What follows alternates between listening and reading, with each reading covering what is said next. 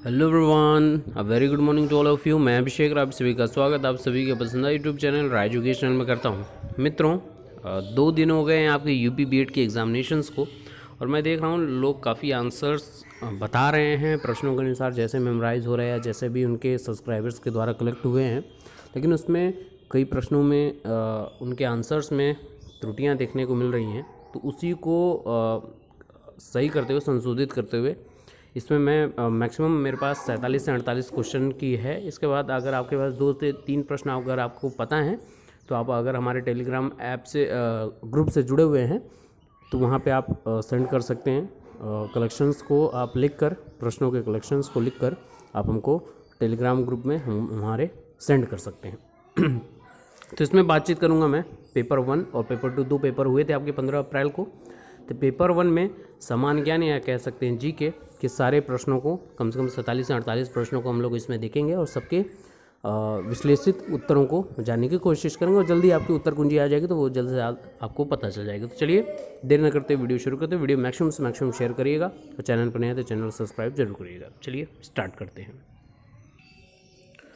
तो आगे इसमें स्पेशली बात करेंगे यूपी बीएड 2019 में प्रथम प्रश्न पत्र के आपके जीके के जो 50 प्रश्न उसके बातचीत करेंगे, जिसमें पहला प्रश्न था आप लोगों का कि अकबरनामा के लेखक कौन है। तो इसका सही उत्तर होगा आपके अबुल फजल ने अकबरनामा की रचना की है।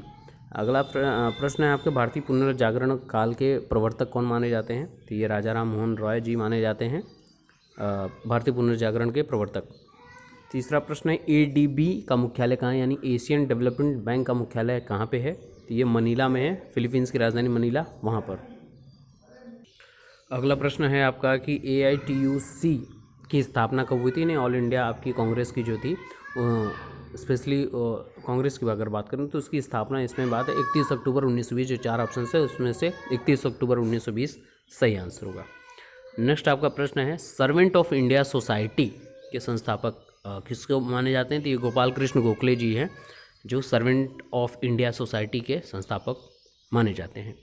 नेक्स्ट प्रश्न है एशियन कप फुटबॉल 2019 विजेता टीम कौन सी है। तो ये कतर है, इसने आखिरी में जापान को हराया था। तो एशियन कप फुटबॉल 2019 का कप जो है वो जीता है आपके कतर ने। अगला प्रश्न है आपका मैकमोहन सीमा किन 2 देशों के बीच में है। भारत और चीन के बीच में आपकी मैकमोहन सीमा है।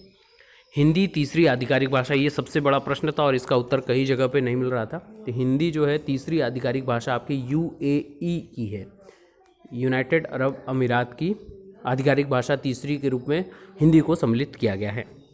अगले प्रश्न की बात करें तो भारतीय सिनेमा के जनक कौन माने जाते हैं। इन्हीं के नाम पर अगर आपको याद हो सिनेमा जगत में, तो इनके नाम पे अवार्ड भी चलता है।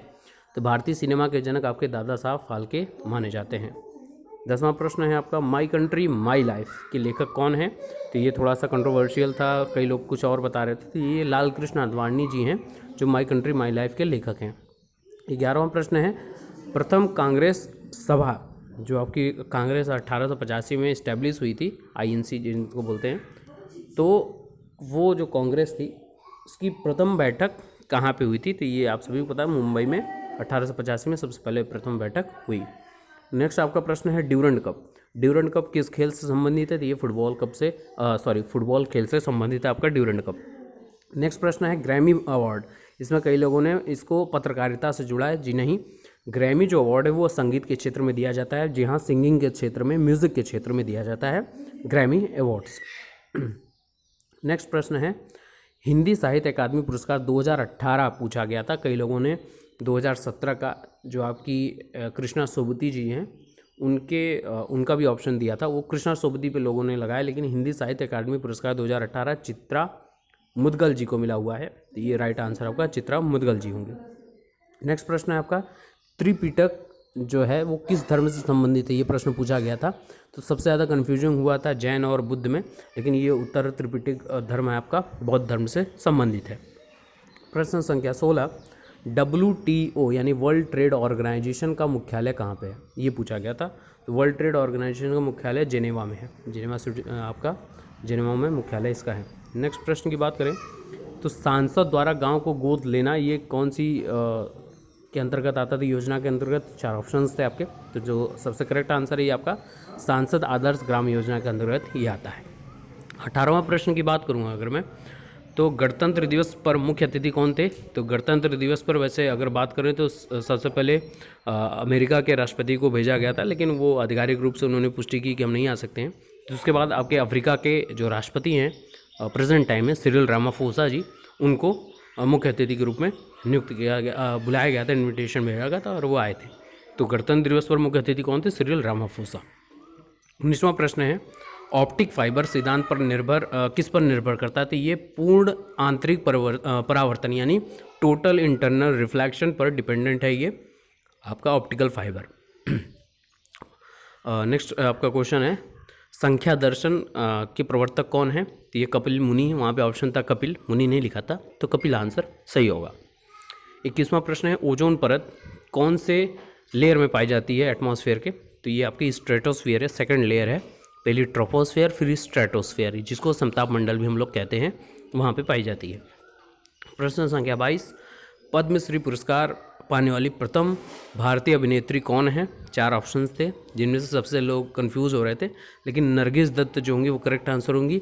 और ये पहली महिला हैं जो अभिनेत्री होते हुए भी राज्यसभा के लिए मनोनीत की गई थी, तो ये भी आपको याद रखना है। नेक्स्ट प्रश्न है आपका, गारो की पहाड़ियाँ कौन से राज्य में पाई जाती हैं? तो ये मेघालय राज्य है। यहाँ पे गारो 3 पहाड़ियाँ एक साथ पाई जाती हैं, जिनमें गारो प्रमुखता से है, तो ये मेघालय उत्तर इसका सही होगा। और नेक्स्ट प्रश्न है आपका, धातु, 4 ऑप्शन दिया था, उसमें बोला गया था कि धातु कौन सा है? तो पारा जो है, जो मरकरी जिसको हम लोग बोलते हैं, वो एक धातु में एक्सेप्शन क्यों है? क्योंकि ये लिक्विड फॉर्म में रूम टेम्परेचर पे एग्जिस्ट करता है, इस वजह से। बाकी सारे मेटल्स जो होते हैं यानी धातु जो होते हैं वो सॉलिड फॉर्म में होते हैं, लेकिन ये एक्सेप्शन है पारा, जिसको इंग्लिश में मरकरी बोलते हैं, वो आपका लिक्विड फॉर्म में होता था। धातु कौन सा है? पारा। नेक्स्ट आपका 25वां प्रश्न था, 200 मैच खेलने वाली प्रथम भारतीय महिला कौन सी बनी है, या प्रथम महिला भी बोल सकते हैं इंटरनेशनल लेवल पे? तो मिताली राज इंडियन टीम की कैप्टन है, वो 200 से ज़्यादा मैचेस खेल चुकी हैं। नेक्स्ट क्वेश्चन है आपका, अंतर्राष्ट्रीय महिला दिवस कब मनाया जाता है? तो अंतर्राष्ट्रीय महिला दिवस आपका 8 मार्च को प्रत्येक वर्ष मनाया जाता है। अगला प्रश्न है, नीली क्रांति किससे संबंधित है? तो ब्लू रिवॉल्यूशन जो बोलते हैं वो संबंधित है आपकी मछली यानी मत्स्य पालन से संबंधित है। घूमर नृत्य कौन से राज्य से संबंधित है? ये आपका प्रश्न था अगला। तो ये आपके राजस्थान, अगर आपने पद्मावत मूवी देखी होगी तो भी उसमें घूमर डांस बहुत फेमस था, तो वो आपको रिलेट कर पाए होंगे, अगर नहीं भी याद होगा तो भी रिलेट कर पाए होंगे। तो राजस्थान राज्य से संबंधित आपका घूमर नृत्य। अगला प्रश्न है, दी रिडल्स ऑफ हिंदुस्तान के लेखक कौन थे? तो अरविंदो घोष जी हैं द रिडल्स ऑफ हिंदुस्तान के लेखक। अगला प्रश्न है, वाजपेयी जी के समय जो उनके कार्यकाल के समय रक्षा मंत्री कौन थे? तो वो जॉर्ज फर्नांडिस थे, जिनका हाल ही में निधन हुआ है, जॉर्ज फर्नांडिस। अगला प्रश्न है, खेलो भारत युवा गेम्स यानी खेलो इंडिया यूथ गेम्स 2019 पहला 2018 का जो संस्करण था वो आपके न्यू दिल्ली में हुआ था, इंदिरा गांधी इंटरनेशनल स्टेडियम में, लेकिन आपका सेकंड जो इसका हुआ है वो आपके पुणे में हुआ है। अगला प्रश्न है, centre for cellular and molecular biology जो सेंटर है वो कहाँ पे अवस्थित है? 4 ऑप्शंस थे, जिनमें से हैदराबाद बिल्कुल सही होगा। अगला प्रश्न है, कौन से राष्ट्र यूनेस्को से अलग हुए हैं? तो अभी हाल फिलहाल में ही आपके 2 राष्ट्र हैं, 2 देश हैं जो यूनेस्को से बाहर हो चुके हैं, यूनेस्को सूची से, वो आपके इजराइल और यूएसए हैं। अगला प्रश्न है, संविधान सभा के अस्थायी अध्यक्ष के बारे में पूछा गया था, तो ये आपके सच्चिदानंद सिन्हा बिल्कुल सही जवाब होंगे।